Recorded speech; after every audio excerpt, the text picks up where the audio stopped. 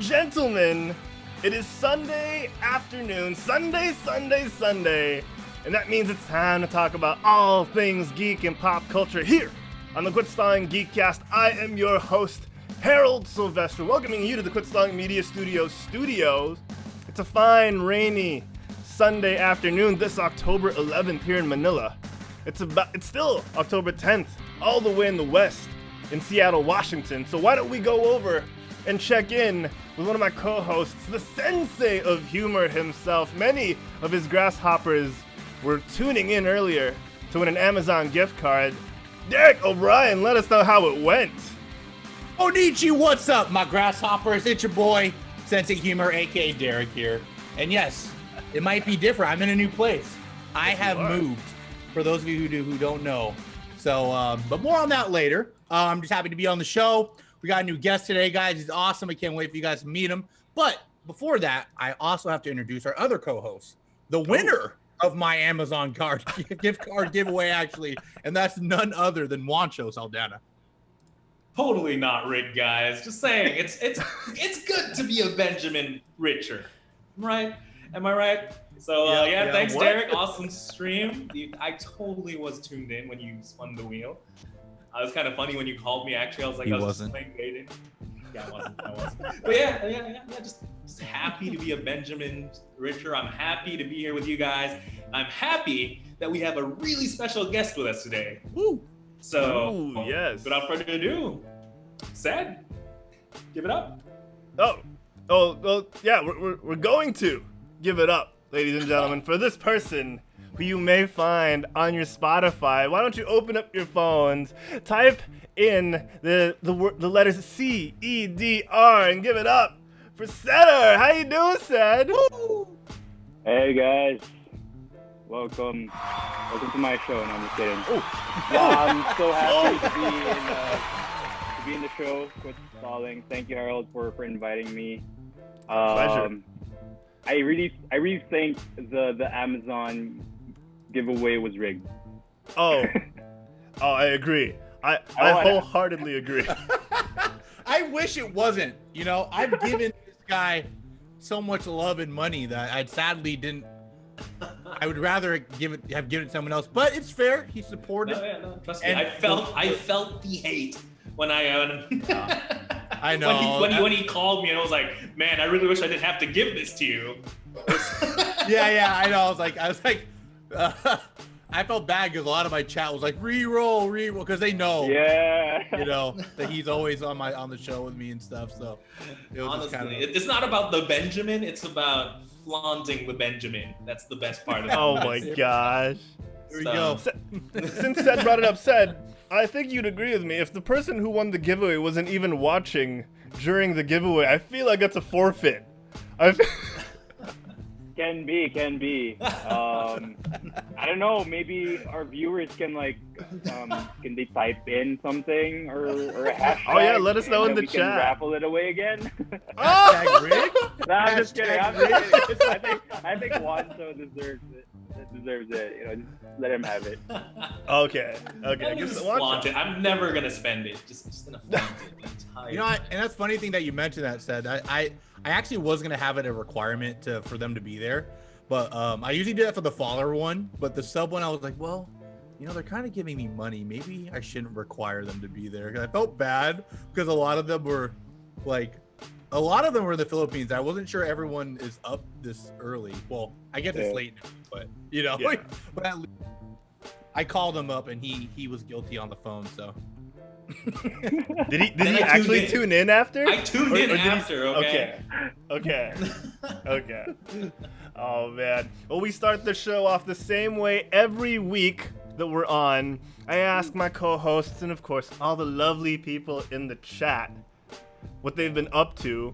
I'm gonna ask Derek to kick us off in a second, but yes, people in the chat, let us know what you guys have been up to since the last time we were on. We're genuinely curious. We want to connect with you. Let us know. Visually, verbally, you know, emotionally, and spiritually. Francis in the chat, Derek, saying I felt called out. Francis, did you subscribe too? Or are you talking about Juancho? Are you talking about Juancho? He's talking about something else. I think he was talking about something else earlier. On the pre-show, I think, yeah.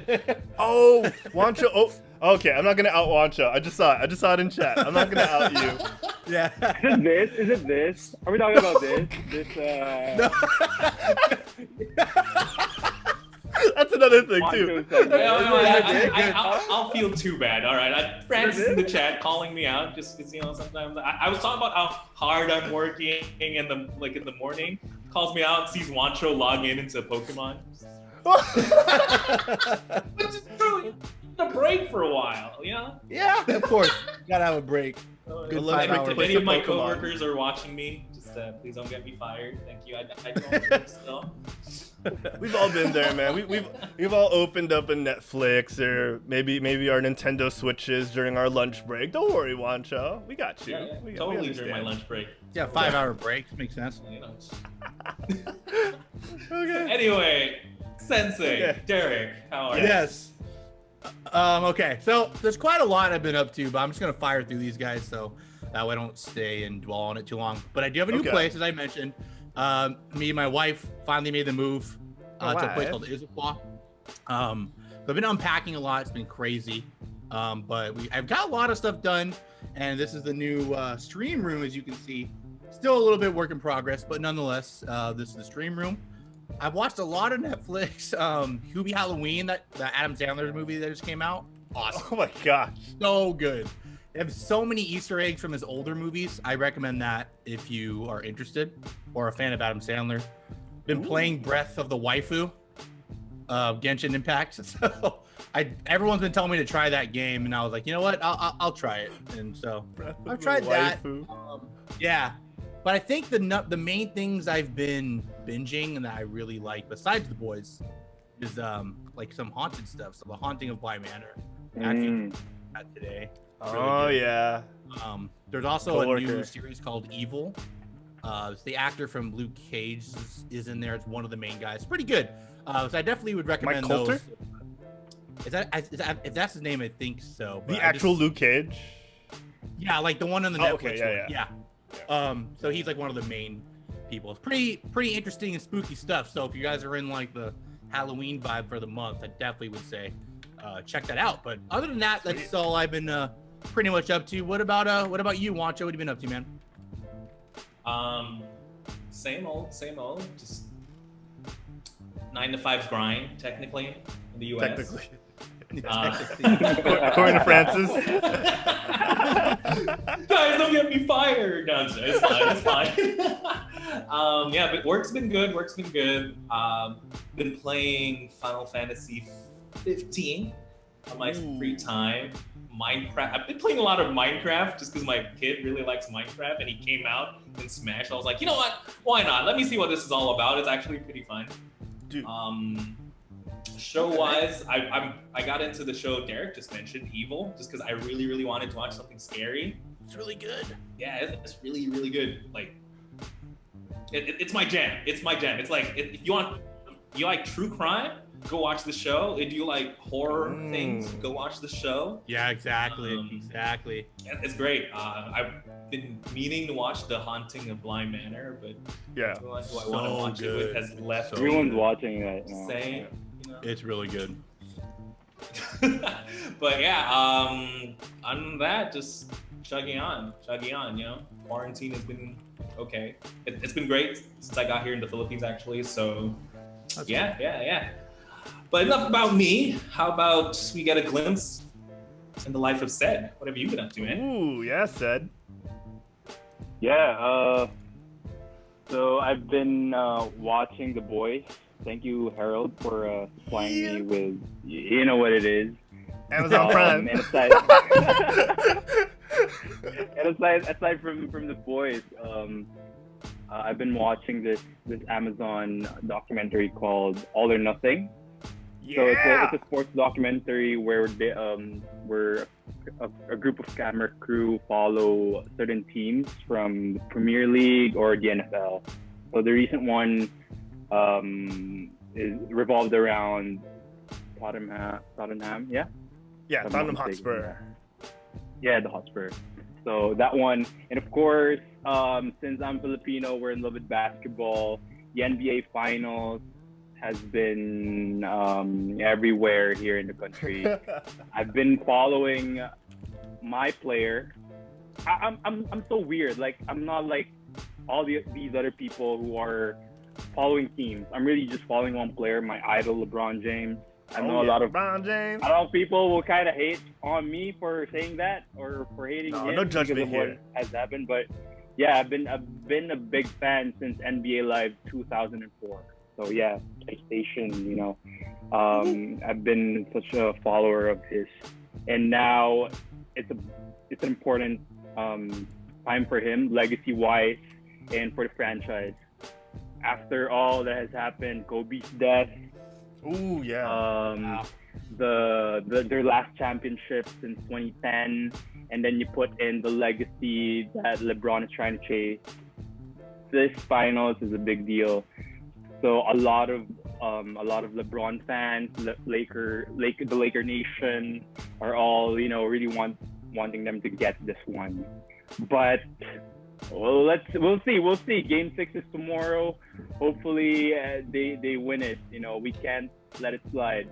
Close, but other man. than that, other than the sports, other than the TV shows, I've been making beats, music, and whatnot. As Herald mentioned, I still a work in progress. You know, I just started this year, so hopefully I can finish all my projects so that people can hear my thoughts through my music.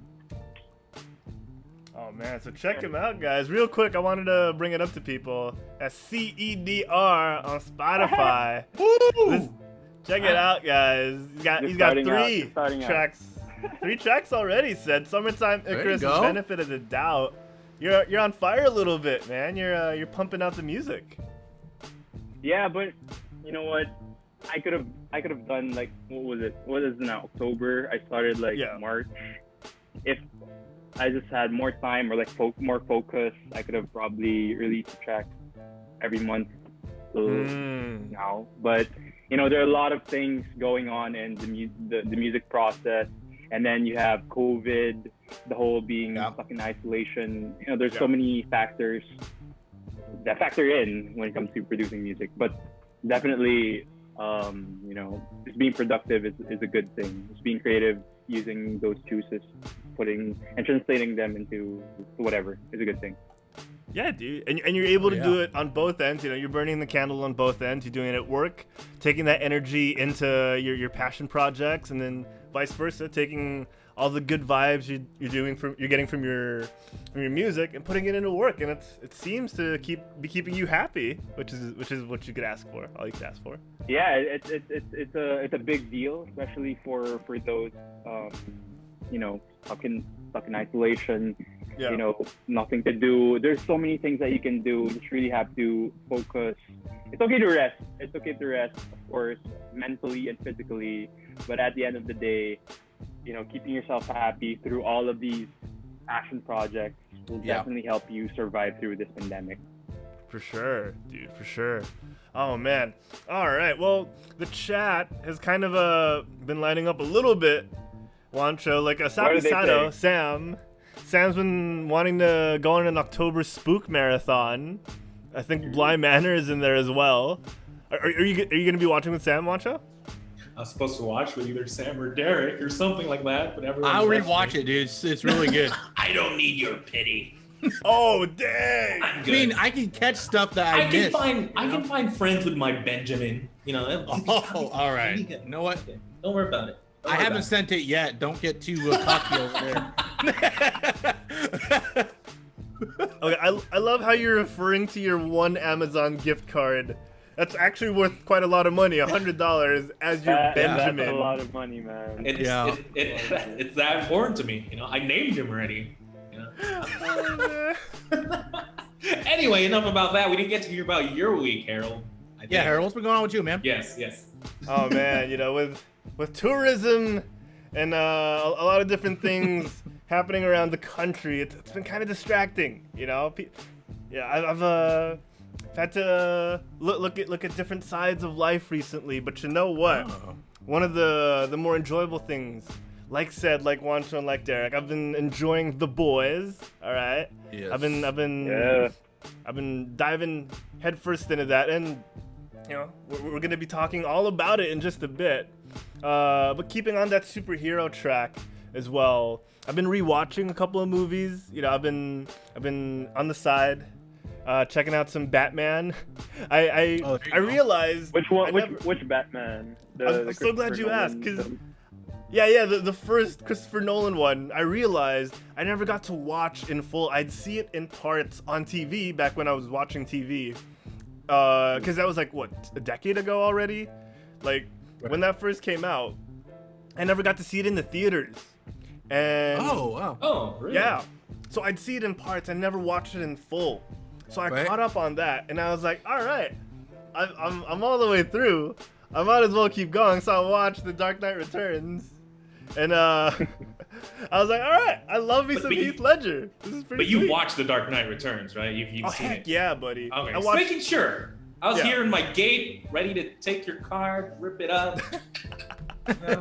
No, I watched the second and third in the theaters. The third one, I even watched in IMAX because that was a thing when the final one came out. So Dark Knight Returns. I thoroughly enjoyed seeing Heath Ledger again. Rest that man's soul. Well deserved best supporting actor. No way he was just supporting that movie. He was carrying that movie all through.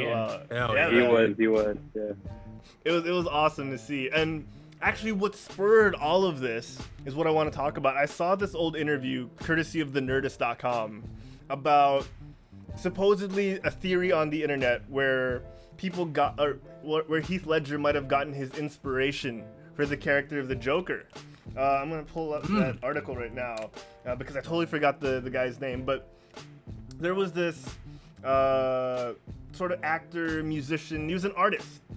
And he kind of had that cadence. He had that way of speaking that Heath Ledger was able to copy and kind of make his own as well and bring it into Joker. And when I watched that interview, you guys can check it out. I kind of don't want to bring it up because I don't know the ramifications of playing it live. But you could see the inspiration that Heath Ledger got from seeing this person. And whether it was his mannerisms, whether it was the way he spoke, it was unique. It was so unique to see. And seeing the parallels really sparked that want for me to watch Batman. And I was like, oh, I'll ride this train. I'll get on Christopher Nolan's wild ride. And I really enjoyed it. I really enjoyed seeing Heath Ledger when I got to Dark Knight. And man, I re-remembered how iconic his Joker was, and re-seeing that, I was like, okay, this is why everyone wants their own take on Joker now. Before, everyone just saw the Joker as the Jack Nicholson or Mark Hamill Joker. That was it. Right. Mark Hamill. The 50s Joker as well. People had an idea of what the Joker should be. And then when Heath Ledger came in, everyone was like, okay, this is open to interpretation. This is like James Bond. I'll do my own version of the Joker. And now we have the Joaquin Phoenix one. We have the Jared Leto one. And I see Juancho rolling his eyes a little bit. We shouldn't talk about that. Talk about him, bro. Talk about him. What do you have to say? I was going to say, circling back to Heath, didn't he actually, to prepare for the role, I believe he was, in isolation for a while to, make him feel crazy or something like that, right? I think I remember reading that. It was self-imposed. It was totally self-imposed. That's crazy, he read The Killing Joke. Okay, here, I'll bring it up. Tom Waits was the guy I'm talking about, where Heath Ledger got the people are theorizing he got a lot of the inspiration from. If you guys want to check out the YouTube video. Like Heath Ledger. The guy looks like him. Oh yeah, huh? Right, the mannerisms for sure. The mannerisms, dude. If you hear him talk, it sounds so eerie with the closeness of how he talks. That's crazy. And if you guys want to check it out, Tom Waits, it's TOMWAITHE, if I'm not mistaken. And he has this haunting singing voice that's low. Oh. And yeah, and it sounds so different from when he talks, because when he talks, he all of a sudden kind of goes to that different level. Yeah, so it's so Good job. eerie. That was kinda Yeah, scary. it's so eerie. So I would suggest you guys check out the interview and see the parallels. So that's what I've been up to, catching up on movies, rewatching classics like The Mummy and The Mummy Returns. Mummy, man. Dude, that's so Classic that's film. so uncanny. The I was first one, the second literally one. like watching the third one. Because I I'm was so like, sorry. was there a mummy with a Yeti? I was like, did that happen, or was I like having a fever dream? So I literally checked it out and watched some of it. Uncanny. All of the this above. week. It was a fever dream and a sad threequel at the same time.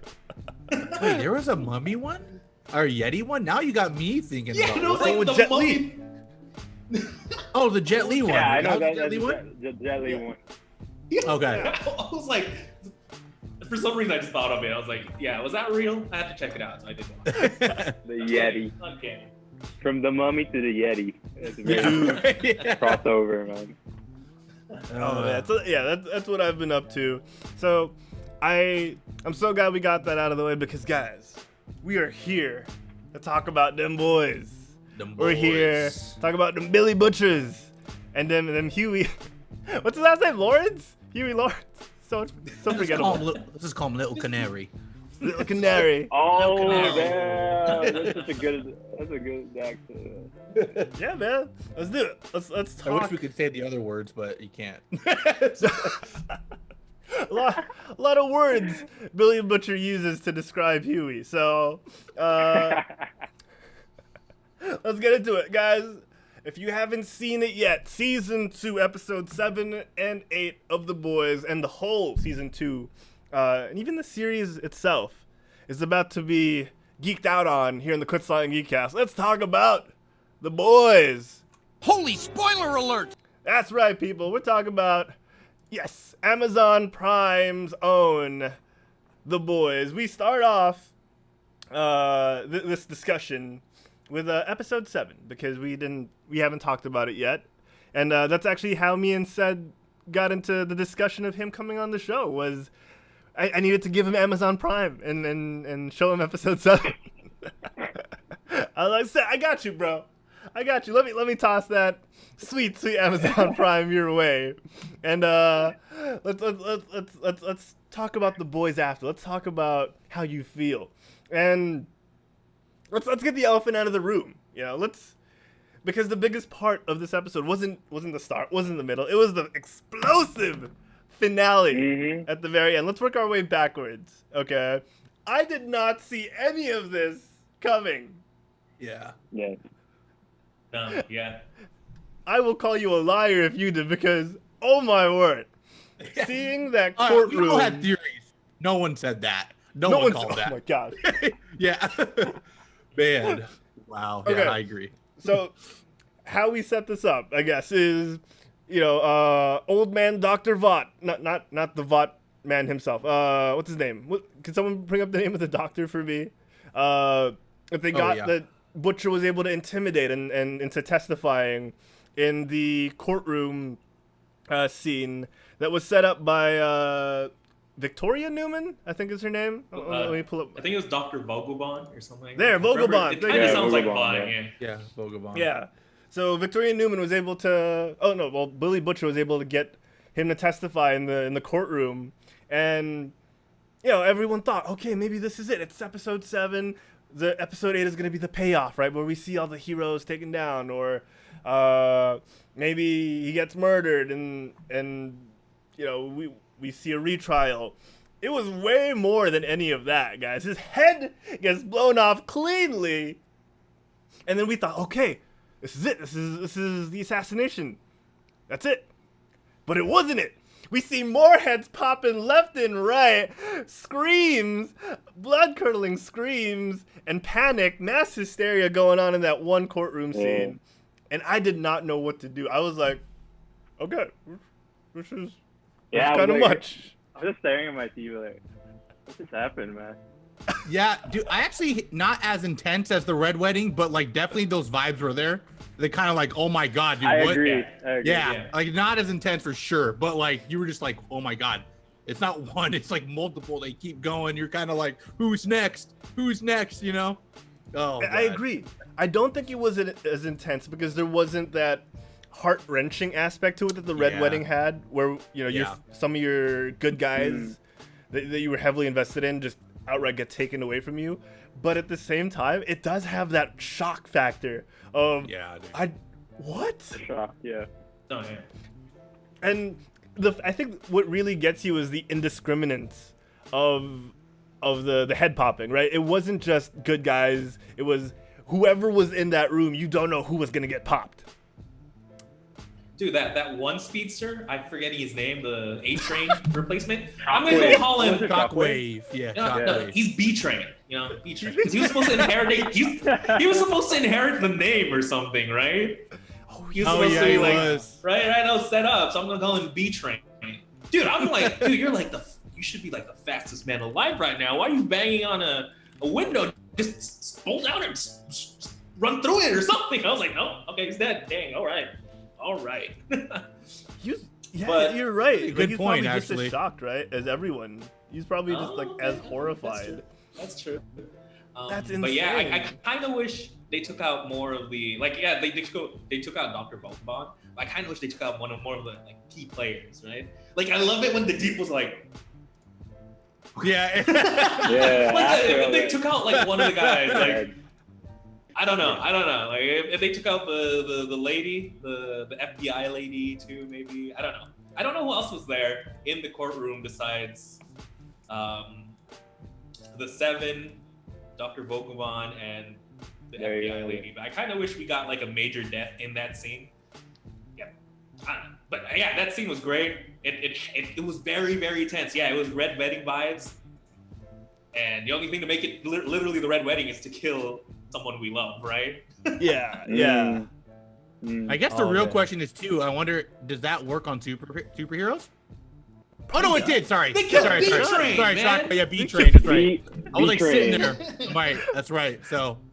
Yeah. R.I.P. B-Train. That's gonna stick, man. I think this was all of us. I think this was all of us in that moment. Oh yeah, dude. They were literally just watching it too. It's so good.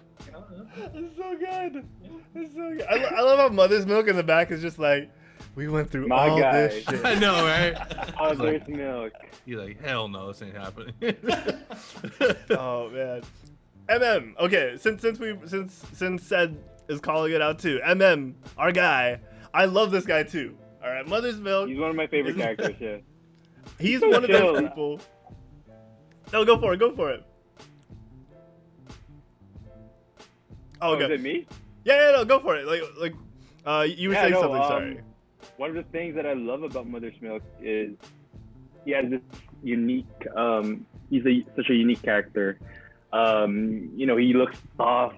He looks all gangstery with the chains, with the sports team shirt, outfit, and whatnot.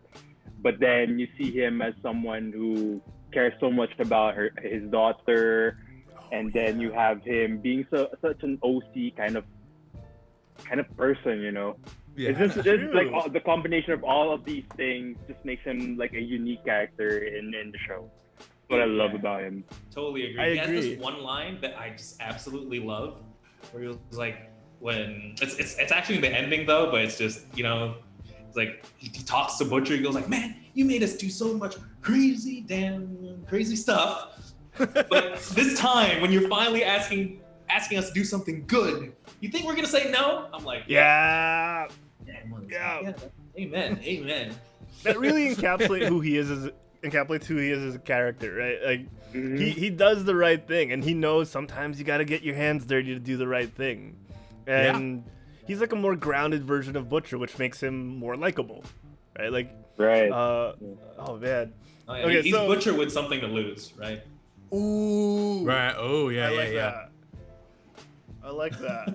Okay. I gotta say, I really enjoyed the when Becca was there, how they're all kind of like, they're all looking at him like, oh, they're so cute, kind of thing. Yeah, dude. Yeah, I love that, dude. That was like, man, it kind of reminded me of Was that? I don't know if that was Avengers, but you know when Captain America was kissing the agent, and you see Bucky and Yeah, Sharon Carter. Falcon in the car, like. But it kind of was like that, but like I loved it, man. They were just like, oh man, they're so cute. They kept smiling. You know, it was so happy for Butcher. Butcher's just like, oh, yeah, look at that. You know? Yeah, man. Because if you think about it, right, they've heard about her for so long. He met these guys after. This was his life after she disappeared, and he's probably talked on and on about, I'm doing this for Becca. Yeah, she's my love, and Homelander. He took her away from me. Like, this has probably been the dialogue for how many years, and they finally get to see why Butcher is so madly in love with this person and has done all he has because of this person. And they're probably like, oh my god, it's the Becca. It's her. Yeah. Like, because that's obviously what Huey was doing, right? It's like, she's great. Like, she's great. Oh man. So yeah, it's nice to see the interaction, right? And at first I thought it was kind of maybe to set up a recurring thing with them seeing Becca. As we now know, isn't exactly what happens, or isn't going to be happening.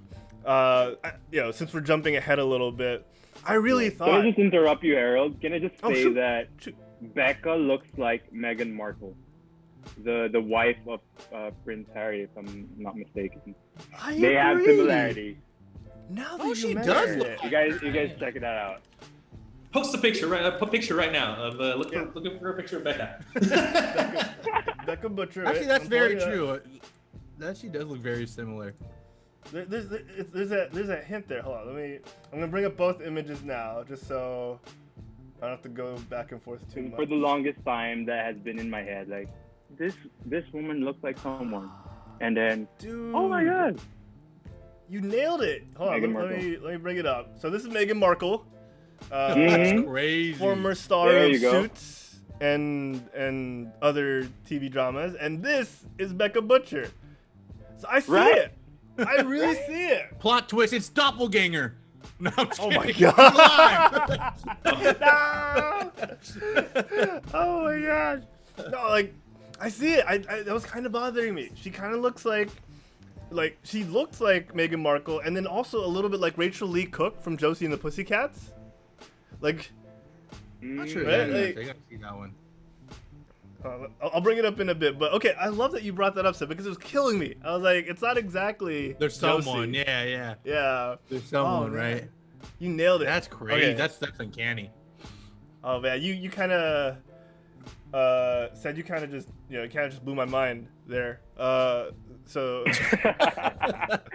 I bet you were waiting for the right moment to like put that up. Look at Homelander's Wait for face that there, moment. dude.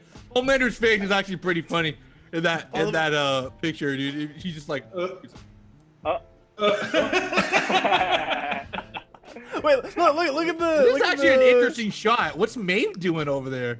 Maeve's kind of like, okay. Look at the girl behind Maeve.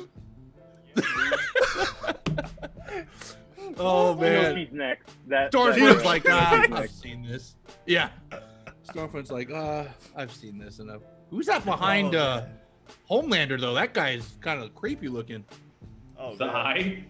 Yeah, just like an eye. And the face looks all distorted, kind of. It looks kind of Oh strange. yeah. It's kind of creepy, actually. Oh my gosh, this is insane. I would love to go. Like, we talked about doing this for like Pokemon, the movie, Detective Oh Pikachu. yeah. We could I do this remember for that. like this scene. This one scene is like seeing all the micro expressions at the moment of explosion. Maybe we can see the Congresswoman actually doing her power.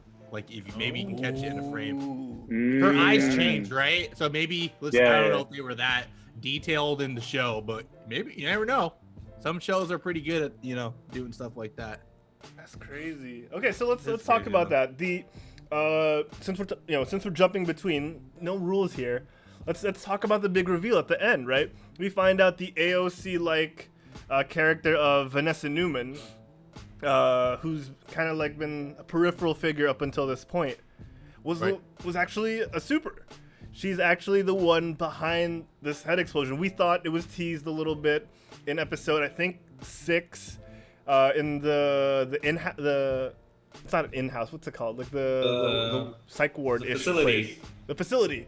The crazy the medical facility. Yeah. The testing facility there. Testing grounds. Yeah. For Compound V, we thought it was that one hero or one super that escaped. Yeah, the one that was that crushing people. 100% thought it was that lady. Just right? more focused, you know? And you know, you kind of thought like, okay, maybe Stormfront let her loose on the person the boys were working with. And she got out for a bit and blew her head up. But it turns out, this whole time, it was Vanessa Newman. And that kind of put like a little shiver down my spine. I don't know about you guys, but I was like, oh, what does this mean? Is she good? Is she bad? Like, what is this? I know, I feel like that's the question at the end of the day, right? Is like, whose side is she really on? You know? Mm-hmm. Yeah. It's interesting because she's killed both, as we've said too and seen. She's killed heroes and villains. Yeah, heroes, villains, and just people, but key people, it would seem. But still, it does definitely raise the question. Yeah. Sorry, Victoria Newman. I changed, not Vanessa. Victoria Newman. Vanessa Newman is an actual political figure. Maybe that's the. Wrong person. Oh no! Maybe that's the thing there. Maybe they're. One position. How high now? The lines are blurring, guys. Your stream has been shut off due to unknown purposes. It's just here. Okay, this is the picture of the super powered Victoria Newman. All right, I'm sorry. All right, so this lady. All right, I have another comparison. All right, this lady looks like Lord. Minus the nose. You are on the nose with this, Ced. Wow. Minus the nose. You're on Minus the nose. No, because her nose is kind of thicker compared to Lord. Yeah. But, I mean, the face similarities are uncanny. She's like the Middle Eastern, long lost relative of Lord. You know what's interesting? I actually watched the interview with her, and she was even very shocked to know that she had powers. I guess she didn't know until like the last couple readings. So that's pretty cool. She said, I guess people were like kind of nudging her like, oh yeah, you know, I can't wait for you in the next episode. And she's kind of like, what? And then she like read it. She's really? like, oh yeah. So that I like that. I like how like the writers kind of keep them in the dark. That's pretty cool. I mean, that'd be, you know, that way you can kind of prep her too for the role. You know, before. And then I bet you that means that, yeah, I mean, obviously, like for me, in the scene where the heads were blowing up, she was there. And if you knew you were the bad guy, it might change how you react. You know what I mean? Isn't that not good, though? That kind of diminishes your, you know, it's like you don't have faith in the actor that she can act it out. Because that's what they do in Game of Thrones. Yeah, that's what they do in Game of Thrones, and I really didn't like it. Oh, they did that in Game of Thrones? I did not know that. Yeah, like the reading till the end, it was like, oh, I'm the bad guy all along. So if she knew she was gonna be a bad guy, she could have probably acted out so it's more believable once it gets to the ending. I'm still off the Game of Thrones train, so I'm gonna say they had no idea how they wanted to end it, and they just sprung it on them because they figured it out at the very end. They're like, you know, let's make Emilia Clarke the bad girl. You know, speaking of bad girls and similarities, am I the only one that thinks Maeve kind of looks like Cersei, like a little bit, the actress? Yes. Is this what we're gonna do the entire show? I agree with you. Let me get one. You know, I heard Game of Thrones in background. I'm like, wait, with you. Maeve's actually been looking like someone, and then Wanda's like Game of Thrones, then I'm like, wait, Maeve kind of looks like Cersei a little bit. Dude, now lookalikes. Here we go. Chat, let us know yours. Let us know yours. Homelander is like uncannily like Superman, kind of. Oh my god. Kinda. It's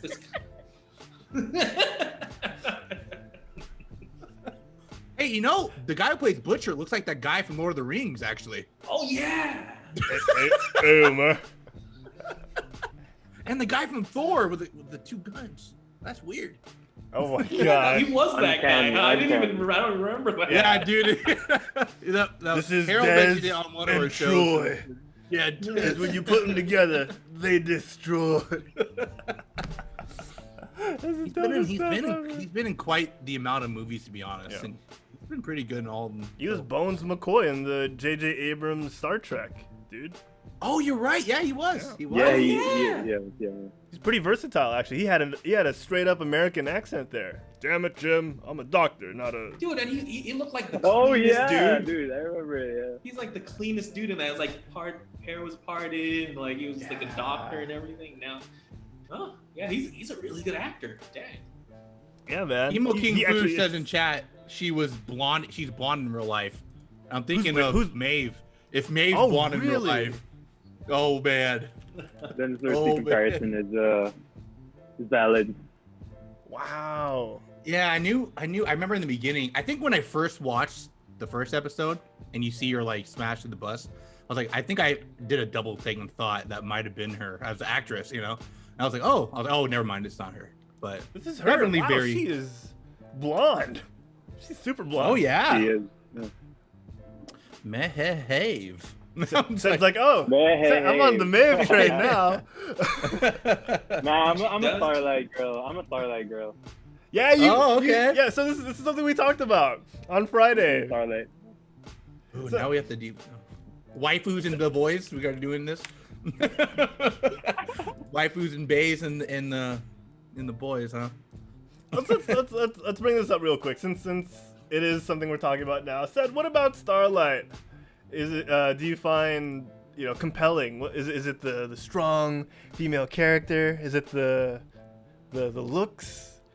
Is it Well, for sure the look is up there, but I think also the fact that she's kind of like a girl next door kind of character who eventually becomes a strong, independent woman as the episodes build her character.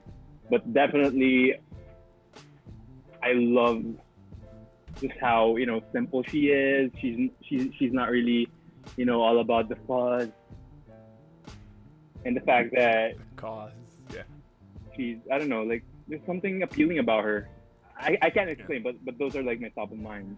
Thanks, Ced. I was gonna say on your stream, if you actually hold your hands up, you could actually look like Starlight because the sun. Because there's light behind him. Oh my god! There we go. There you go. There you go. I'm looking like Jesus, man. I didn't even realize like Starlight literally shoots stars just based on your picture. Oh. Although she has stars in her glove. I have to bring up, although her powers, like in season 2, they kind of look weak. Like she needed light from an outside source in order to project her powers.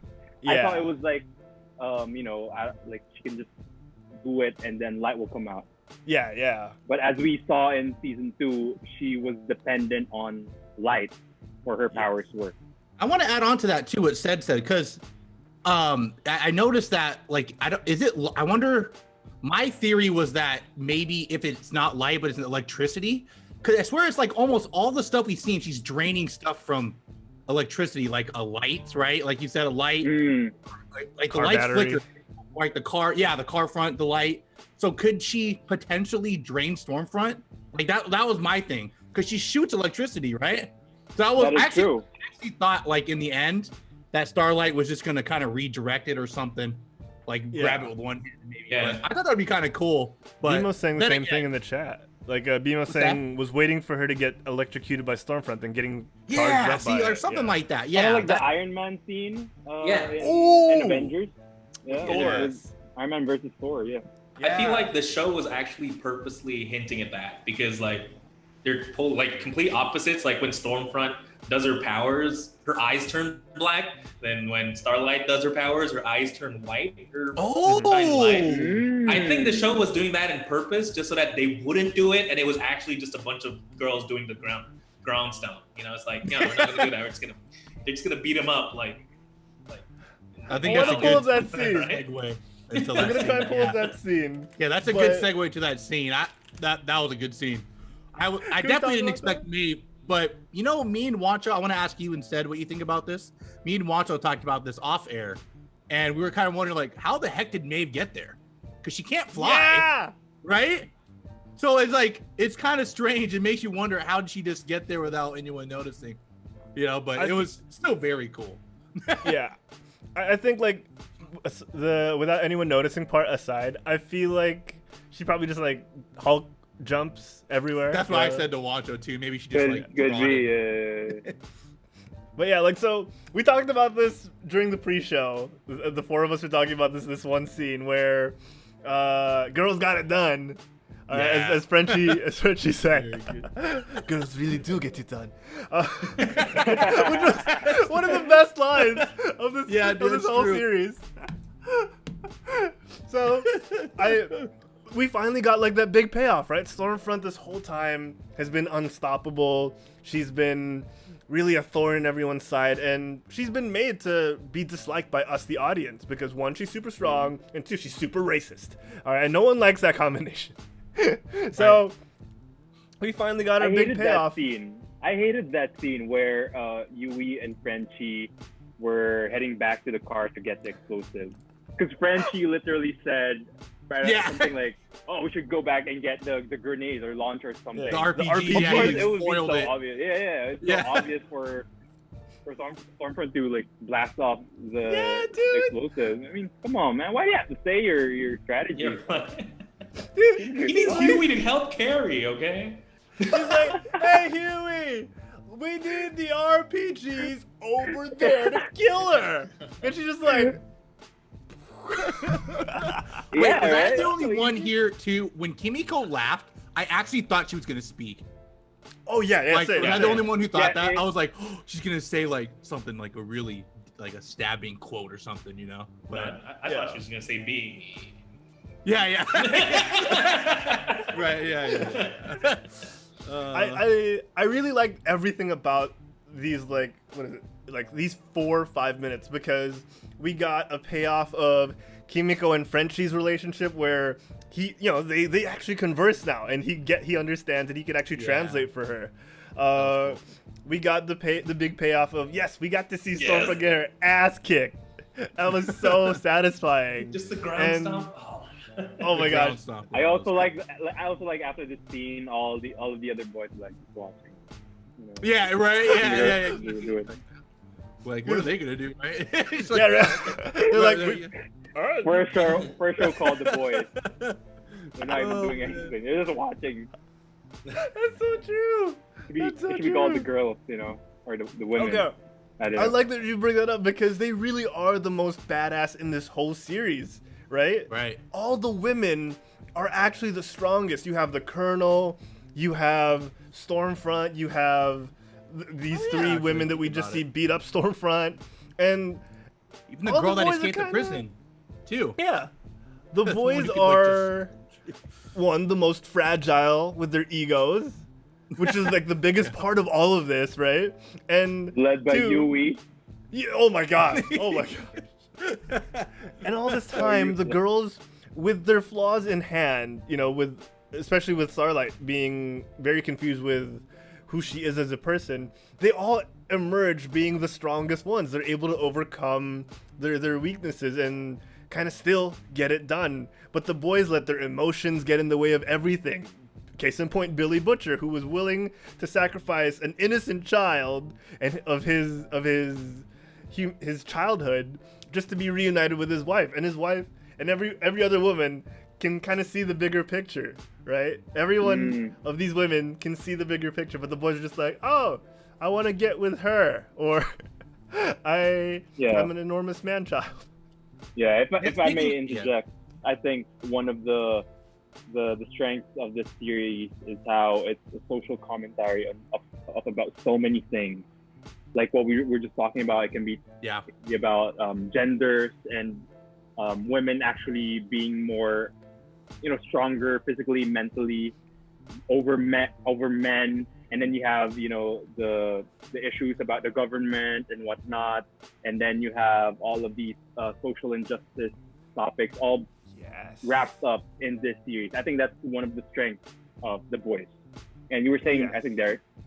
Oh no, I was gonna say, just kind of going off Harold's comment about the child, I think would be a good segue into what do we think about the son, about the little ending there. That was definitely crazy.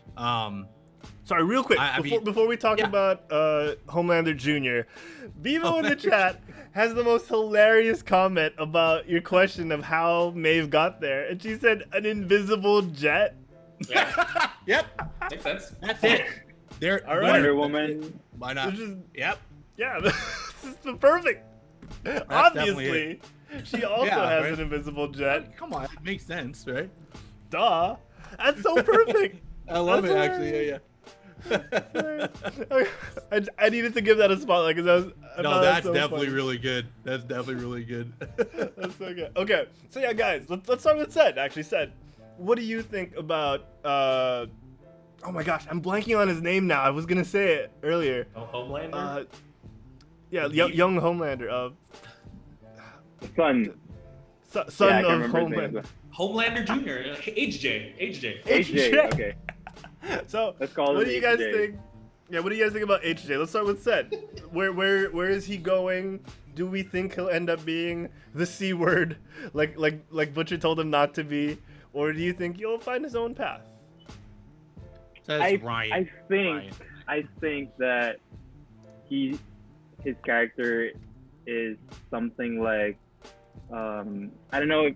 I'm pretty sure you know the child of Mr. Fantastic and the Invisible Girl, like being the most powerful mutant, like superhero in the world, something like that.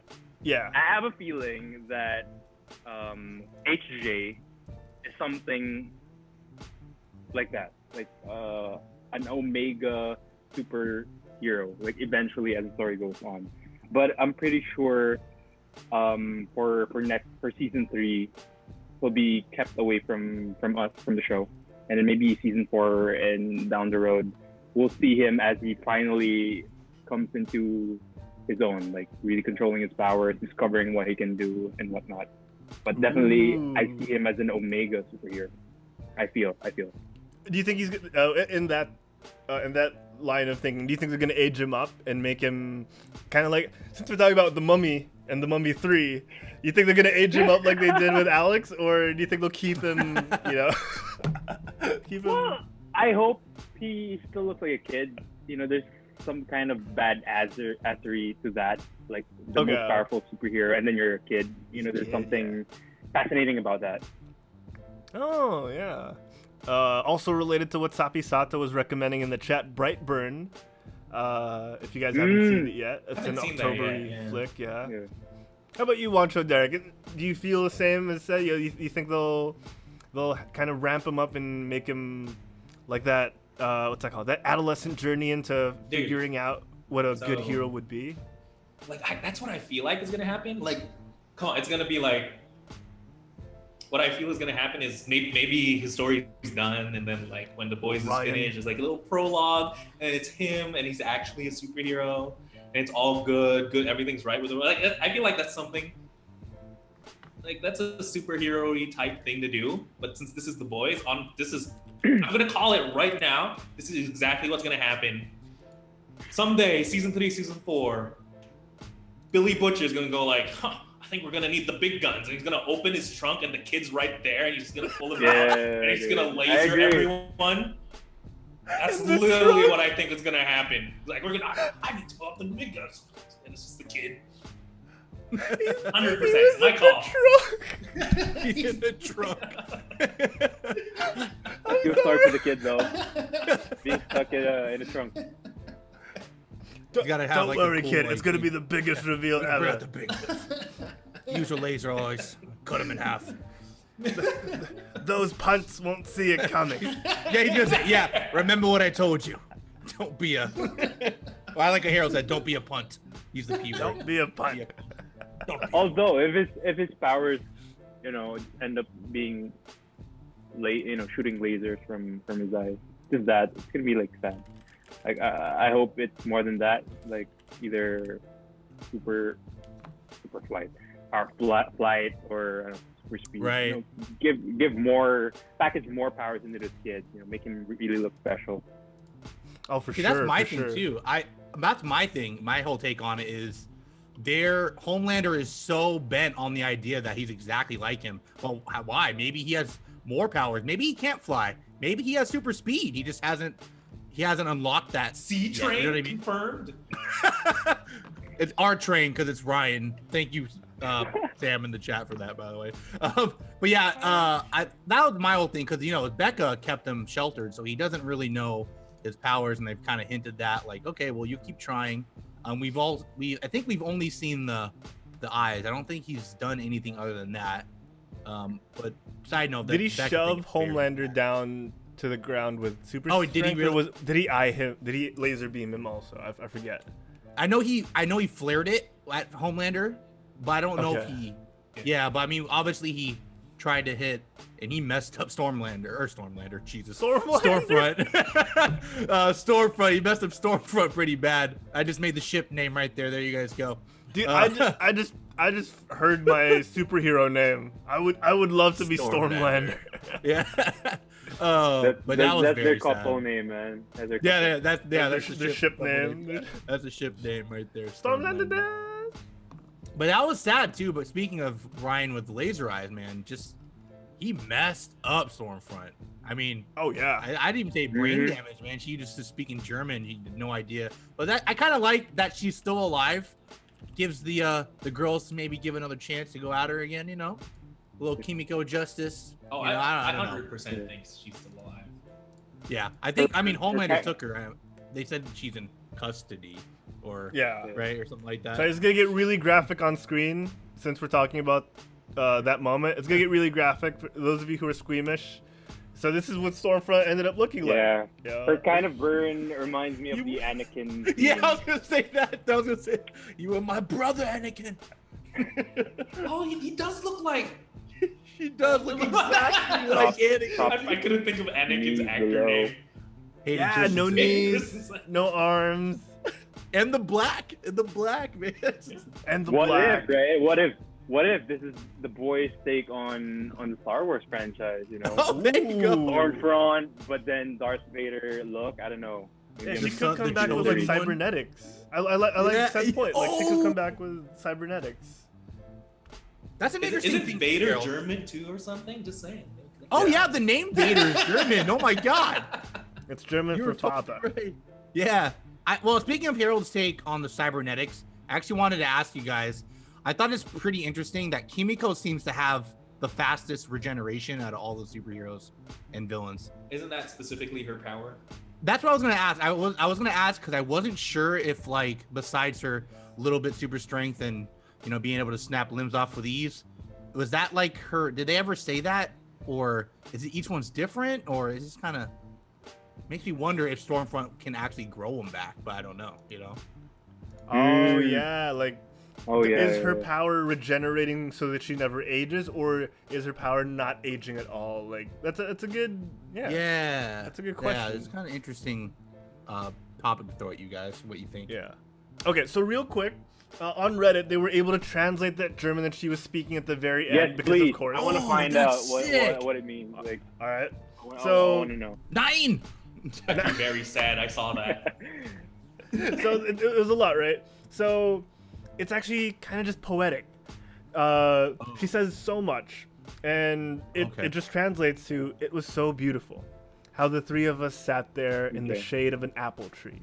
Do you remember that day, Frederick? Chloe's arms out on the car window. We found the perfect spot by the river, in the shade of an apple tree. It was the first time Chloe ate fresh apples." And then at the very end, when she's seeing Homelander and Ryan talk, the translation was so happy. It was wonderful. I wanted it to never end. So it's kind of that's sad, man. Yeah, it's sad. It's sad. It's more of dying words than anything, So she probably didn't think she'd make it through. Does that answer our question a while ago? If her power is more of staying in a certain age comparing to recovering. Oh. Does that kind of answer it? Yeah, I feel like she probably just stays around the same age, and then she'll need some cybernetics to keep her going at this point. See, that's the thing too. It's weird because why did Ryan's? I don't know if it's maybe a lack of control, but like his straight up burned her and cut off limbs, right? Isn't usually Homelander? It's just like a straight cut up and down or whatever. This like burned all around and brain damage and something. You know, it's weird. It's like we didn't see it, right? It was just a flash. It was pinpoint. Yeah. It was pinpoint. Yeah. Yeah, you didn't really see it happen. So I'm not even questioning it because I'm still so shocked. I still have the image on the side of my. I'm gonna tab away from it. I still have the burned body in my side eye. Oh man, I don't think I could take too much of that. But you know what? That's okay. Since we're talking about it, that's a good point. Does it burn? Does it cauterize? I hope we find out, because part of me, going back to our original question, thinks that they're gonna kind of sequester Ryan away, similar to what Derek or Juancho was saying.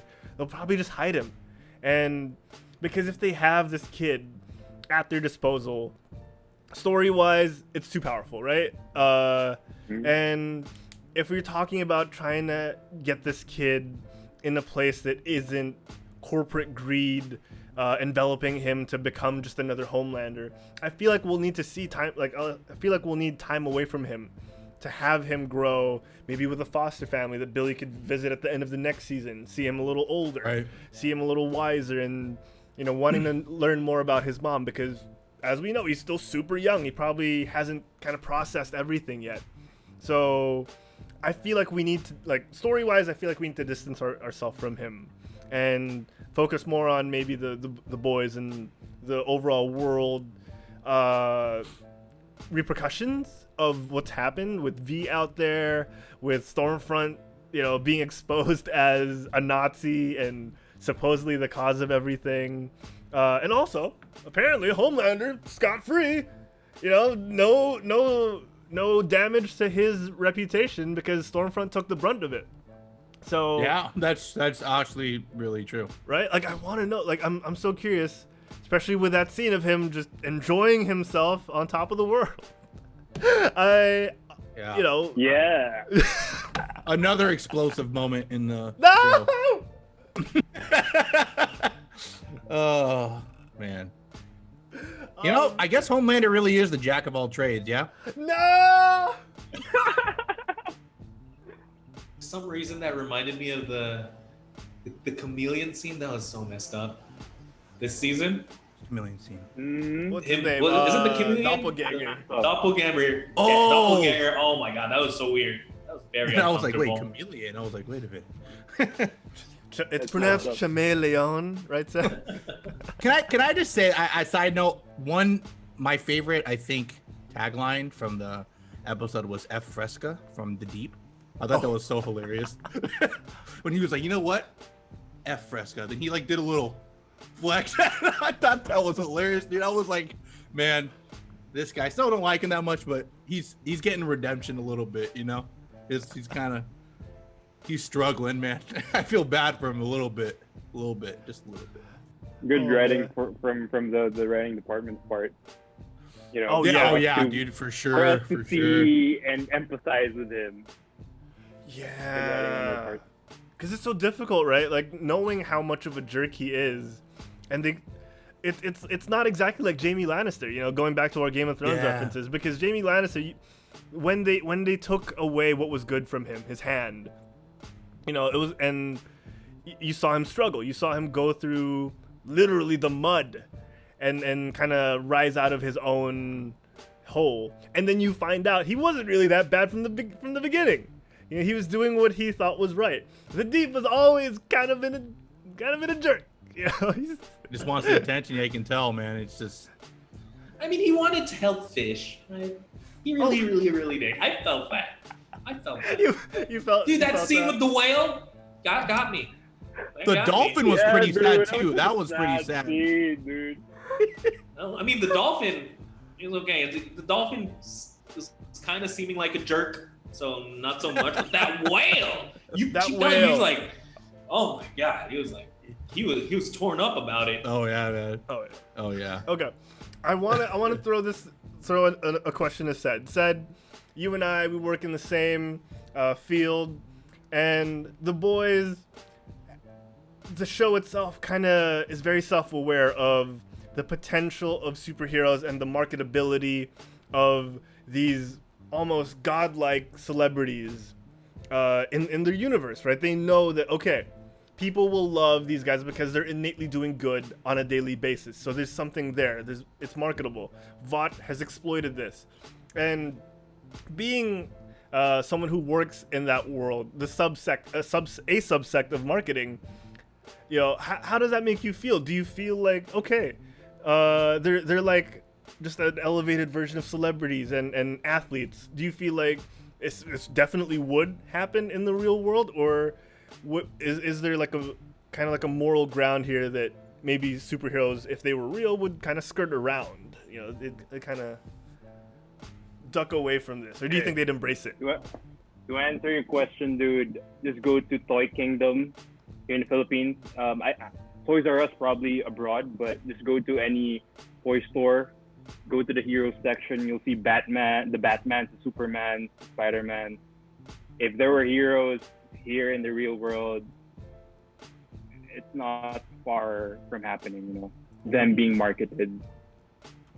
Because right now it's already happening, and they're just fictional. They're just fictional characters. But what if they were real, right? Man's gotta eat, right? Like, yeah, they'd like there would be that part of the hero be like, why do I have to struggle? I could be both Batman rich and Superman powerful, right? Like I could have the best of both worlds. I could see the temptation there. You're super right. And with that in mind, for the boys, Homelander aside, because obviously Homelander would be the most marketable. Who to you said, and Juancho and Derek, I want you guys to answer as well. Okay. You know, think about the marketability. Think about everything about it. Like they talked about Maeve appealing to the rainbow spectrum of veggie burger. Oh, sorry. They talked about the appeal of her to the spectrum of homosexual demographic, right? The LGBTQ community is what I'm trying to say. Like, think of all of that. I can give you guys a couple of seconds. This is also to the chat. Like, who do you guys think would be the most marketable in the boys? Because, you know, only the heroes, only the superheroes, or are we talking only about the heroes, the non-heroes as well? Oh, even the non-heroes. If you think someone there would be super marketable, like Mother's Milk. I'm answering now. Mother's Milk. That name in itself, you can sell a lot of milk. Got milk. Here in the Philippines, you have the Alaska, you know, all of these dairy products. Definitely Mother's Milk can be a face for that. But aside from that, you have isopropyl alcohol, because Mother's Milk's character is very OC. Wet wipes, definitely. Oh, snap. There's so many things that you can sell with Mother's Milk. He's that, you know, fun character. Yeah, and he has the personality. Kind of I can see that. He has the personality. He can turn it on. He can be intense. But he's also got that silly side to him where he can, like, wash his whole body with hand sanitizer. For me, he can be, like, if he was real, he can be like a Terry Crews, with how Terry Crews kind of elevated Old Spice. Old Spice, yeah, correct. Yeah. He can kind of, you know, uplift these brands and with his personality, I think. Dude, no, that's legit. That's such a good. Wow. Oh my gosh, I like that. I really like that. Oh man, MM would be great. That line, look at that line. Yeah, this line. I'm a mother effer with a heart. Look at that line. That's the tagline there. There it is. 100%. I like that. How about you, Derek and Juancho? What do you guys think? Yeah. I think the most marketable person would be Doppelganger. Yeah. Oh my god. Easy. Heck, you even talk about Mother's Milk? You can do that too. Yeah? Just saying. Just saying, you know. And if we're talking about, he works for pharmaceuticals, you know, like healthcare, like, smooth the skin, probably. You know, just make it or do whatever. Oh my god. Him definitely. Most marketable. You definitely go you go Doppelganger. Jeez. Okay. That's. Oof. Yeah. Derek, how about you, man? I'm gonna have to watch this Doppelganger. My answer is actually going to also answer Ced's question to us on the pre-show about who my favorite is. And it's Black Noir. I think Black Noir. Let me tell you why. First of all, how dare they do my boy like that with the Almond Joy? That's like secret chocolates. And that's exactly why, because he could be like the advocate for candy. Strangely, you know, like America's number one problem is, or a big problem is obesity. So he could just sell candy and candy, you know, Halloween's coming up, you know, he just talk about that. And he can be like anti-candy ads, like, you know, for the people who are allergic. And he doesn't even talk. So he has so many ways you can like work him, you know? And I think I personally, I don't think that relates. No. Just hear me out. Cause I think just hear me out, guys. I got he this. had that ad in the show. I think it was like a tea commercial or something, right? I just thought that was so hilarious and perfect. I feel like he could just, I don't know, Black Noir for me, man. He's like the Charlie Chaplin of the boys. He's so many things. Okay. And he's like Okay. mysterious, you know? So you have that vibe. You're like, what is he about? You know? And I feel like that would give him, people would want to know, like, what's going on. I don't know. I might just be a Derek, Black Noir fan. I totally agree with you with how the voice kind of ended his story. I know. He's still alive, guys. He's fine. He doesn't remember. That's so That is sad. recent? That's I know, recent. a tree nut allergy. Like, damn, that sucks. It's I rough, remember that. man. What a way to go, man. Oh, that was a funny scene too. And out of all of them, like, he's the only one that's kind of like, okay, he's just doing his job, right? Like, everyone else has like a motive, and you want to see them go down, but Black Noir's doing his job, and they give him the tree nut allergy of death. Straight in. It's rough, man. No respect. I know. No How dare respect. they do my boy like that? Zero respect. For me, you know, you have your super marketable guys. You have A-Train, who is obviously like the next generation of athletes, right? Like, you could sell sneakers, you could sell athletic wear, and then you can perfectly market him to be like that guy who's like, you know what, I'm A-Train, and I also have my everyday life. I'm not always just running around as a superhero. So you have that with him. He's like almost kind of like the total package. But what makes him unmarketable, or what makes him kind of controversial, is who he is, right? You're not going to be able to contain who that person is in front of a camera. He's very outspoken. The only person he's afraid of is kind of like the bottom line. You have the Deep, who can talk to fish, and I'm surprised like they've only kind of grazed the surface of how marketable that is when he was like, thank you for your sacrifice, ocean friend, when he was marketing that like octopus sushi. Just the surface. There's so much there, but I think He also did like a SeaWorld commercial, right? Yeah. I think so. I think so. See, there's so much there that can really be abused, which kind of makes it so difficult, especially when Cedr confirmed that, yeah, they would so do that now if superheroes were real. I think they really miss out on someone like Lamplighter.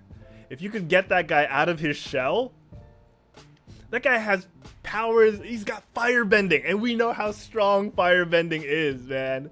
You could do everything. Cookware, freaking what's it called?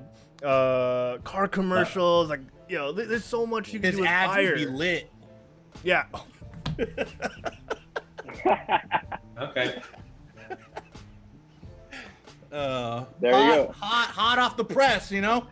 There you go.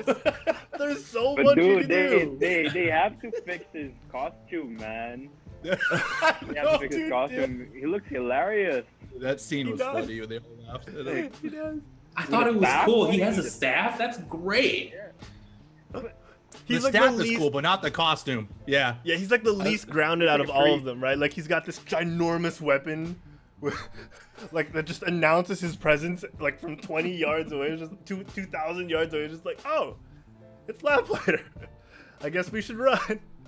I actually was It's liking that him walking too. Now they matchstick. killed him off. Yeah, that was really sad. I was like, liking him a lot. and he was really starting to. before he went out, like, his one line, right, was like, I just wanted to make my dad proud. Oh, I know, hurt, man. dude. Damn, man. That was tough. Yeah, I so like this exercise of like thinking who would be the most marketable. You also have Maeve, of course, but yeah, like it's hilarious. I'm surprised like DC and Marvel were super afraid of going into this kind of territory with their heroes, because now you have the boys doing it and doing it really well with the show. From what I hear, they've done it better in the show than they have in the comics so far. I have no reference. I think none of us, except for Juancho, have really taken a look at it, but I think it's cool. There's definitely a space for the boys in our world, right? I'm glad we see the cynical side of superheroes and what could be done with them. And we have depth, right? We have depth with these characters, which I've heard wasn't in the comics. Juancho, you've said it, right? Lamplighter is just some guy who burns people in the comics. The Deep is just some jerk. There's no redemption arc for any of these guys. There's no depth. Frenchie is just some guy who works with Butcher. So I like that the show is taking its time, somehow managing to squeeze in all this backstory in between their major plots. Fun fact, actually, Stormfront, is a guy. Oddly enough, kept the story. He's like the number 2 hero after Homelander. Like, he's the second most strongest. He also a Nazi, except he's a guy in the comics. Yeah. So.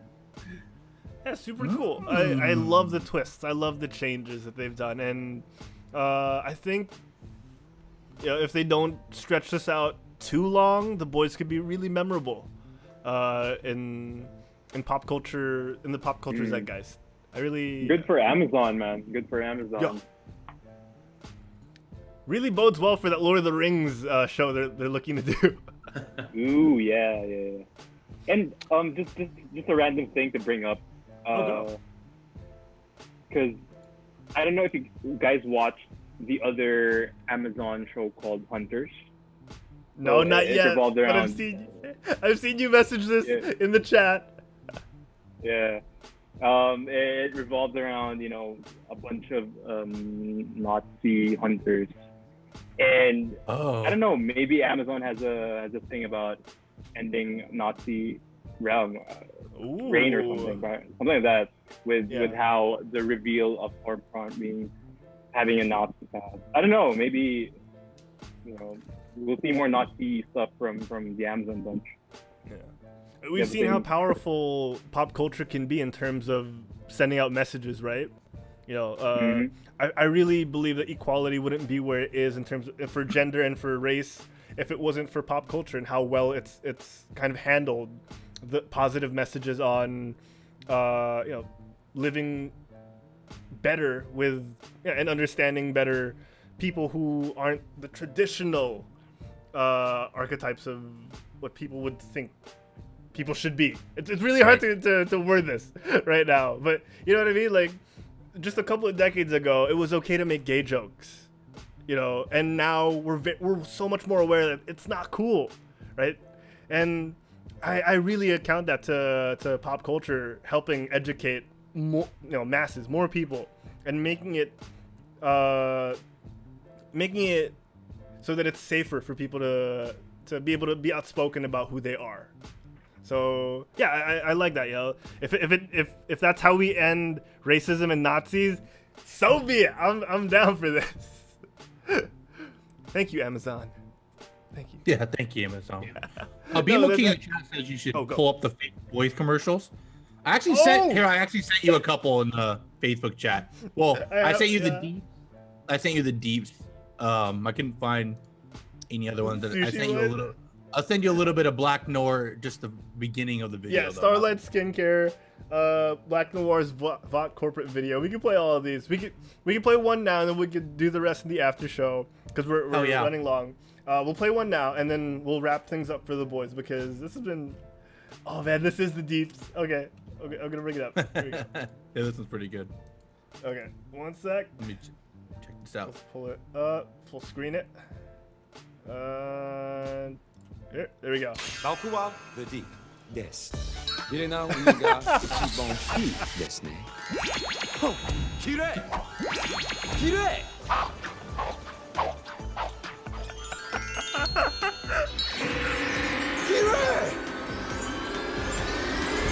いいただきます。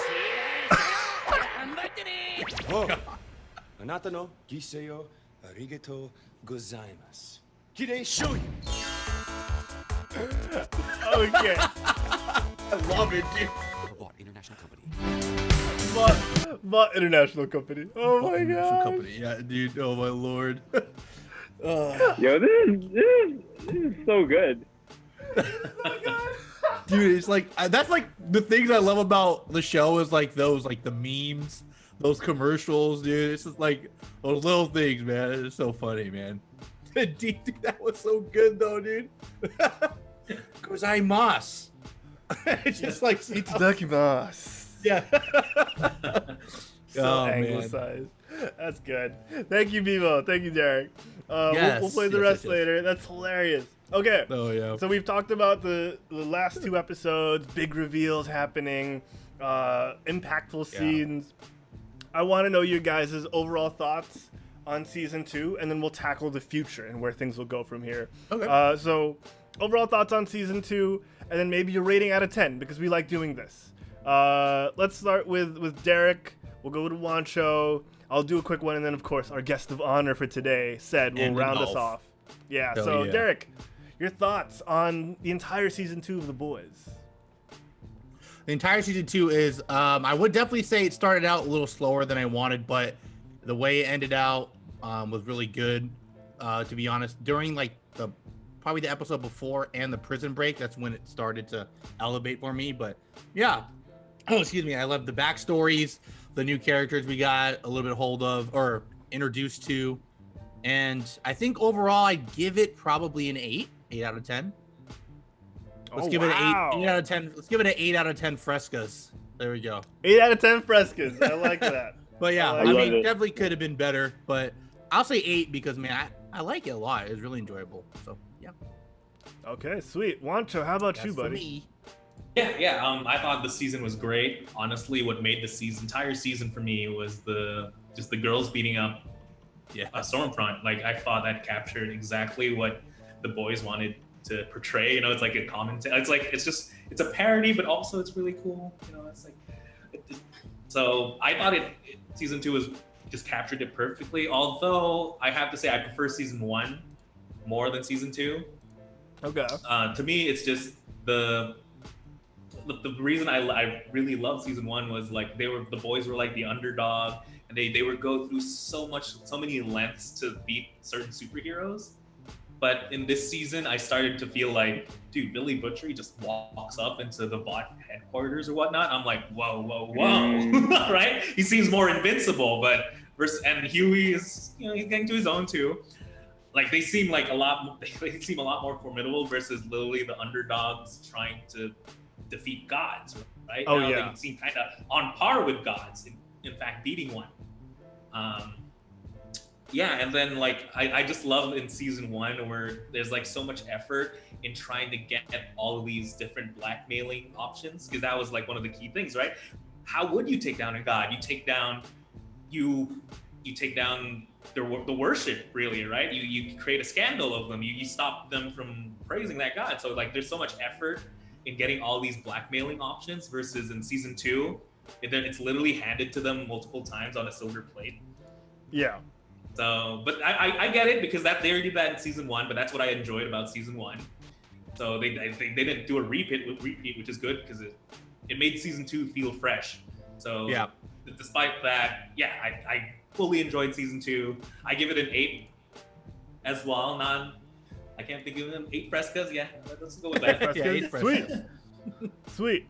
Okay, for me, I too thoroughly enjoyed the season. Again, repeating what Derek said, it really felt like it was going to start off slow, and the worry was there at the very beginning that that's the pace of the whole thing. But seeing everything as a whole now, it's great. I don't think I could have asked for more in one season than what they gave us. It was totally unexpected in parts where you thought they were going to go cliche, and the fact that they were able to make us care about heroes in this day and age that we had no connection to prior is very difficult and very appreciated. We were so familiar with Spider-Man and Iron Man and Batman and Superman, and these are the heroes we've come to expect and kind of look for. And when we see kind of like those new iterations. Kick-Ass was great, but on some level, it's still just not as good. But making us care about these characters, not just the heroes. Actually, I take what I said back. These other characters, the boys themselves, making us genuinely curious what'll happen to Butcher, to Huey, to Mother's Milk and Frenchie, who started off as the most generic side characters, Mother's Milk and Frenchie, and now we have so much care and depth for these guys that Frenchie went from the guy that annoyed me so much because he's just a stereotypical bad French stereotype, and then now I'm like, wow, he has a great relationship with someone who he has no right forging a bond with, but in the end he makes it work because he's a strong character. Mother's Milk, who originally just wanted to go home to his kids, is now the guy that I hope becomes continues to be a spiritual core of this group that we continue to see throughout how many episodes left, because gosh, he's great. I love this. I love what they gave us, and so far it's all you could expect and all you could ask for out of a series like this. So with these storylines that we got through season 2, they didn't dip. The sophomore slump is a real thing with as many shows and movies that we can remember, and this maintained the level. It wasn't as shocking as season 1 because that's what you have to do with season 1, with a season 1, but it definitely maintained that high level. So with all that being said, 8 out of 10 as well. It's great. I can't wait to see what's next, and this is definitely worth a watch for me. How about you, Ced? Great. You guys have all valid points, man. Derek and Juancho giving out their points kind of made me realize that to a certain extent, I kind of agree that the story building of season 2 kind of made you feel that it's going to be a boring season, is this going to be a sophomore slump, but all of the surprises and twists kind of countered all of what happened with the whole story building bit. But for me personally, one thing that I do, one thing I think, if this show or movie is good, is this question: how big is its lore? You know what I'm saying? Like for example, one thing that makes Lord of the Rings, something that is worth diving into after all the movies, and then there's going to be a TV show, is because of its lore. You know how Game of Thrones, after all the 7 seasons, and then they're going to have a prologue series. The fact that it has such big lore, there's so much things to talk about. I think season 2 kind of delved into that, really exploring the rich history of Vought, of all the superheroes and whatnot. Just really diving into the lore of how these people got their powers. I think it's one of the biggest strengths of The Boys, and I think it's that thing that for me propelled The Boys from all the other TV shows or superhero TV shows or movies out there. It's big fat lore. And season 2, although not as exciting as season 1, really tried to go deep with its lore, and it worked. It may have been slow from the start, but come the last episode, you're kind of like, what's happening next? What things can season 3 explore? With all of these questions, I think it just goes back to the Boys has a very rich lore that is worth exploring. For me, I would say it's 8.5 Frescas with the potential of where Eric Kripke, am I saying his name right? Kripke or Kripke or whatever. We're in the direction of where they will take the story. I do hope that they do continue to explore the lore, especially they're bringing in a new character called Soldier Boy, right? If I'm not mistaken, played by Jensen Ackles from Supernatural popularity. So I'm really excited of where they can bring this show. Yeah, I'm the same, man. I can't wait, man. Especially, I think, is this the only first season where we actually saw superheroes actually fighting each other, right? Like a lot more. So I feel like they're paving the way for that, you know, obviously the thing. But yeah, I can't wait to, man. That's great round off summary said. Yeah, for sure, man. I totally forgot that Jensen Ackles is going to be joining the cast. That's sweet. I love him, man. Dude, if you guys haven't watched Supernatural, you should you know, hop on the bandwagon because it's such a good show. Edited again by Eric Kripke. Yeah. I'm not sure. I think it's Kripke, yeah. Dude, check out all 700 seasons of Supernatural. Yeah, dude. I kind of quit like season 6, but it's such a rich lore as well. I think that's what makes a show like Supernatural extend to like 15 seasons, if I'm not mistaken. I think it's so, because yeah. of the rich lore, and The Boys has that kind of potential, you know. Man, Okay, carry yeah. on We my hear it. wayward son. Nice. Oh man, perfect way to sum things up, man. I thoroughly enjoyed this discussion, guys. I think we gotta get Ced back on when season 3 comes rolling around. Hell yeah, man. Yeah, that was pretty awesome. We Hell should yeah. talk about it. Yeah. Frescoes We gotta do get him suck, by back the way. sooner. Yeah, we gotta get you back sooner, Ced. We gotta talk Fresco. about more stuff. Fresco sucks. Dude, It I tastes would like a love to bootleg talk Sprite. about like random stuff with you guys. Like, Oh, yeah, I man. enjoyed my time with you. yeah, I I'm so definitely glad. want to, Derek. I definitely want to join your Amazon giveaway again, just so Juancho doesn't. Oh, there you go. Just so Good that luck. Juancho doesn't, you know, claim it Good again. luck. My I'm gonna try to beat Benjamin it this needs a time. brother, you know? Oh my god! I'll just play with you, Juancho, man. I'll be giving out Frescoes on the next one. Yo, The whole, like, what's this Fresca's? it does taste like crap. It tastes like a bootleg Sprite. Oh, because it's supposed I to don't be know if you guys orange, ever right? had- Not lime. Yeah, I don't know if you guys ever had Squirt, like drink Squirt. Yeah. It kind of tastes like that, Okay. but just different citrusy flavors like peach, Fresca.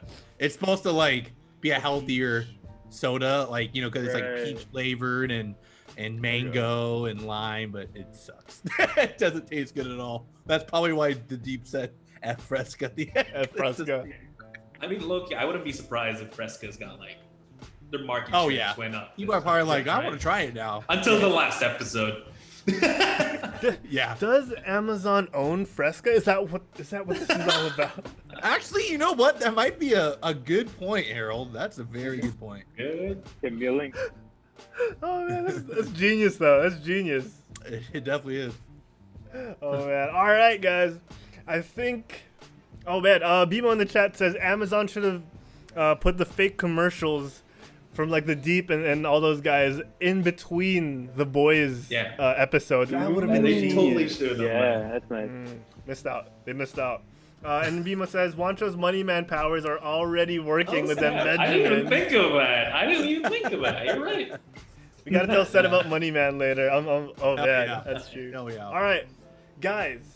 For now though, we have to end the show. I hate doing this every time, but unfortunately, it's something we must do. So here we go. All right, guys, we're gonna end the show here. Thank you to everyone in the chat for tuning in. Thank you to everyone who passed by as well if you're listening afterwards.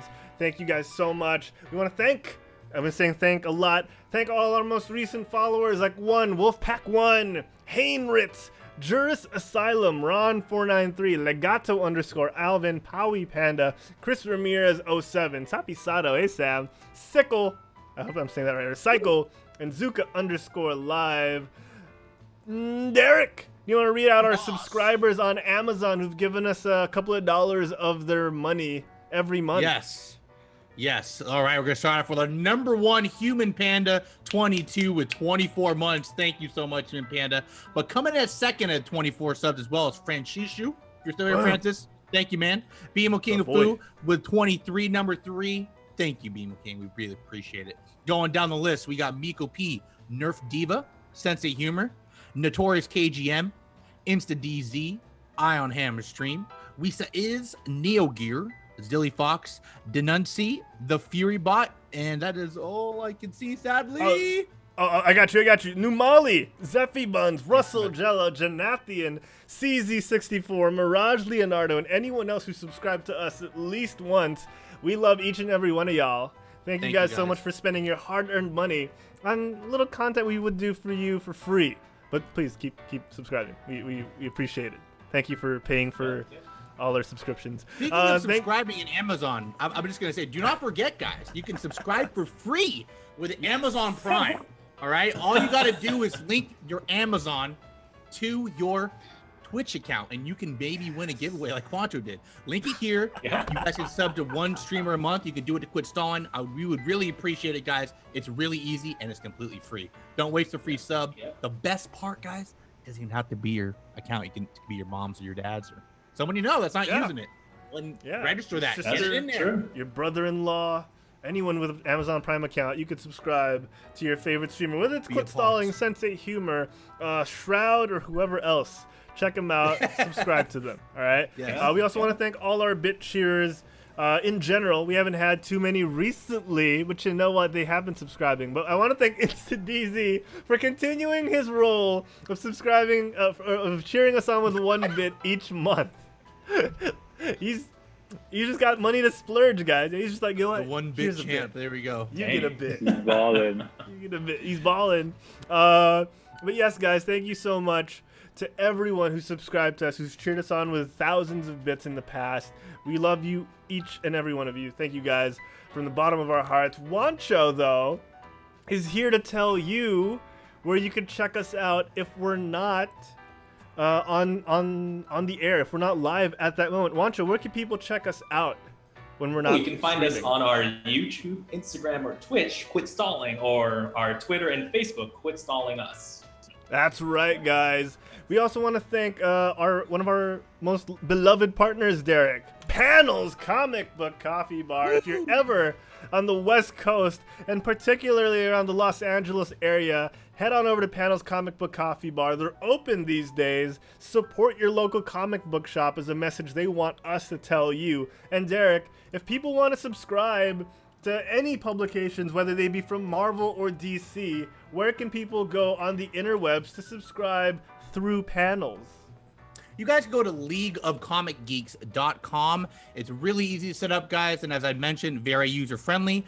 If you want to do Panels as your store, you just got to make sure to choose them as your store. Have the address there, the 713 Mission Avenue, Suite A. Choose them as your store, start pulling your comics, and they'll get in contact with you on how to do the shipping and everything like that. Obviously, if you don't live in California, guys, support your local comic book store. You can do the same on this site, and I'm going to link that website in the chat for you guys so you can go ahead and click and check it out.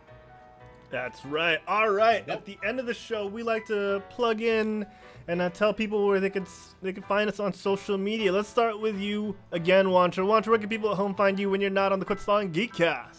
You can find me on my Instagram, which is at Juancho Saldana, or my Twitter, which is at Saldana Juancho. I don't really stream, but I like to guest on other people's streams, so just keep an eye out for maybe Sensei Humor. Something we've been doing recently has been playing a lot of Yu-Gi-Oh! Oh, yes. I've been beating Sensei Humor, on stream. It's kind of embarrassing, but and then taking his money, taking his Amazon gift card. Man, the disrespect. But that's true. Where can the people at home find you, Sensei? You guys can definitely find me streaming. My schedule's kind of wacky right now, but I do stream quite often. It's at Sensei Humor, as you can see. I also have YouTube and Instagram. You guys can check that out. And for quicker updates, it is also Sensei Humor with an underscore at the end. So go ahead and find me there if you want to be a part of the Grasshoppers. I really appreciate it. But other than me, Harold, where can they find you, my friends? Y'all can catch me at Herald Plays on Twitter and on Instagram. My stories may sometimes contain Derek and Juancho, but they may also, on some occasions, contain Ced, because that man is he's just so Instagrammable. He's just so shareable. Ced speaking of this up-and-coming young artist of a new age, where can people at home find you when you don't make guest appearances on places like Quit Stalling? Yeah, my main platform is on Instagram. Cedr is my name. But if you want to learn more about my beats and my music, you can go to Instagram at This Is Cedr. You can also listen to me on Spotify and SoundCloud. Look for Cedr. That's me. If you want to buy beats from me, I'm also available on BeatStars.com. Just search for Cedr Beats, I believe. Yeah. Oh snap! We'll definitely give I'm working those on links more out. stuff. Nice. We'll definitely give those links out for you, said, on our social media. We'll plug the heck out of you as much as we can because we appreciate you coming on the show, dude. Thank you so much. Hell yeah, Thank man. you for spending your time with us.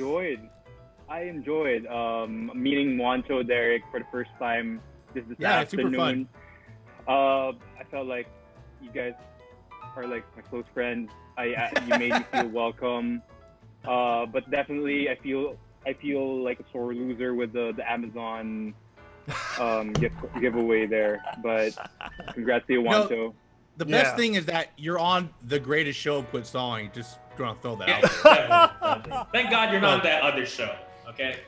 What's that called? Game Bite with Diego Z? Doesn't even matter. Does not even matter. Don't worry about it. But yeah, it was really fun, man. Like whenever you want to talk about something, just hop on. Oh yeah, man. Yeah, just let us know, man. We love having you. Thank you, guys. More power to Quit Stalling and all your followers. Thanks, buddy. And thank you, everyone in the chat, for tuning in and checking us out. Again, if you want to see more of our stuff, social medias are there. And, of course, we'll do some links to Cedr's stuff in the chat as well as we do the after show. Thank you guys for tuning in. If you're listening to the audio-only version of the podcast or the video on demand, don't forget to check out all our other stuff because we're also on Spotify, Apple Podcasts, Google Play, and so much more. We'll see you guys next week. All right, same boys time, same boys channel. Till then, get off your butts and quit stalling. From me, Juancho, Derek, and Ced, bye everybody. Bye. See ya. See ya. Bye, guys.